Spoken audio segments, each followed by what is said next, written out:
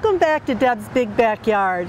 I'm Deb, on the road here at Sugar Beet Co-op because today is a step off of their Edible Garden Tour 2014. There's 12 gardens spread out in Oak Park, River Forest, and Forest Park, and I hope to hit a bunch of them because I'm looking for some new gardening ideas. Why don't you come along? Okay, I think we should go to a kindergarten first over on Wesley. It's Angie Cataldo's. Hi Angie, how are you? I'm doing great. I see you're over here tending to your chickens on the day of the Edible Garden Tour. I am. They're just getting a little bit of a watermelon treat. What are their names again? Sally is our red star. We've got French fry down there, and then also there is Chicken Little. Well, I can see that they do help you garden, huh? They do. They help keep the grass cut, and they do some good scratching and get it out the dead grass, and they love to eat bugs. What's going on over here? This is our cucumber teepee. So we go over and look at it? Yeah, come on. This is the boys' hideout. They love to sit here and read books. Chicken! Chicken getting in! Okay, hold on. He's digging. There's rocks in there. We added a little water feature. We did a whiskey barrel pond. We used our rain barrel water and filled it up, and we got some local plants in there and some goldfish and tadpole. So we're waiting to see if that tadpole is going to turn into a frog sometime soon. All right, let's go. Okay, let's head on over to Katie Murphy. She's got the rabbits, she's got beehives, she's got a bunch of fruit trees.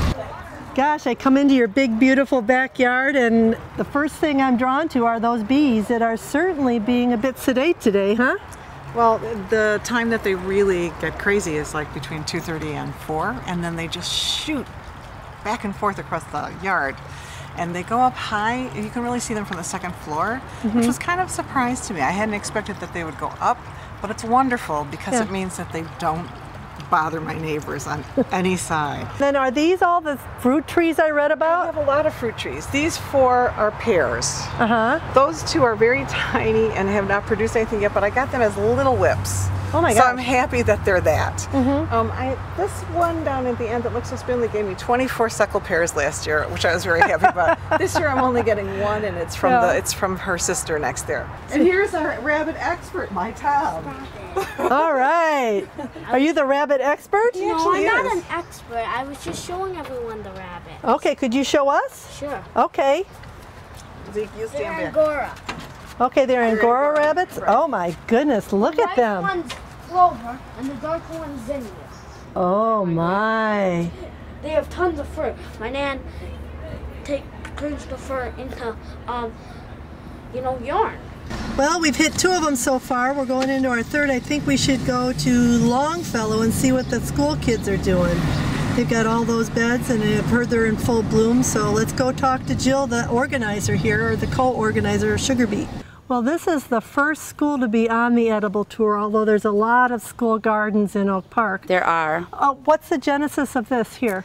Well, obviously, this school garden is on the tour because I happen to be the chair of the Edible Garden Tour. I'm also the PTO president here at Longfellow, and I started the Longfellow Family Garden Club. Okay. But we hope to have, on future tours, every year feature another school in the district. So we have a lot of beautiful gardens in Oak Park 97. Why is it important to have a school garden on this tour?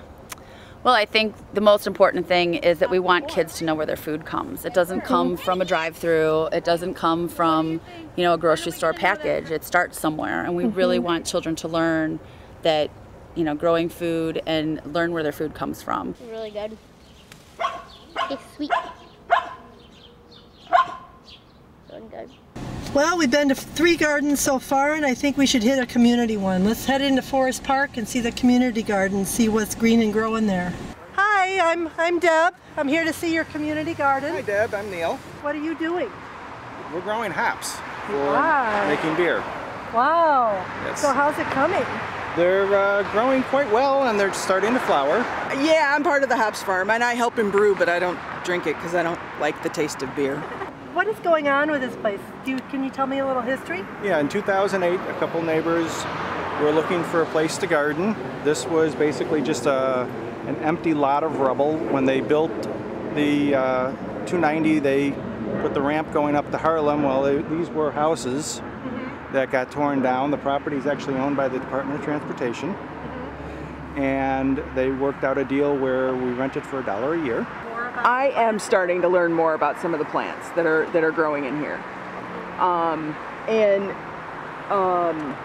just the diversity and the amount of stuff that's grown. And I really like the fact that there are some of the plots in here, and then the stuff out there goes to the food pantry, because people that are getting food from the food pantry very rarely get fresh food.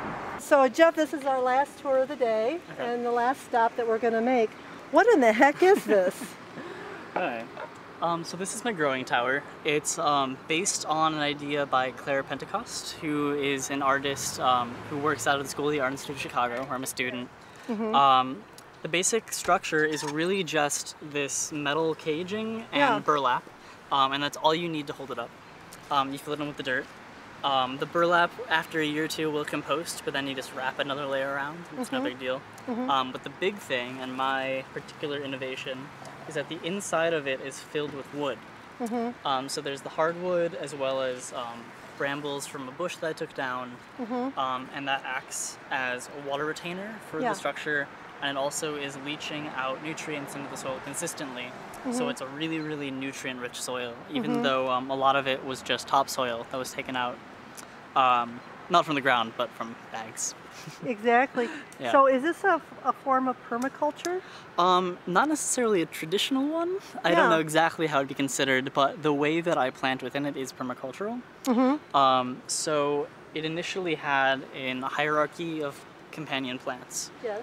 So at the bottom there are green beans that are on their way out. This is the last fruiting plant.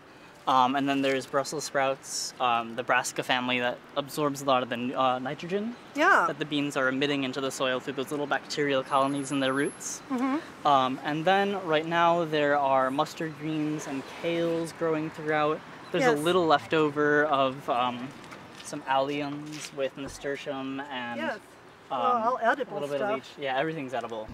Now that the 2014 Edible Garden Tour is through, I'm back home and certainly hungry for a great green salad, perhaps topped with some edible nasturtiums.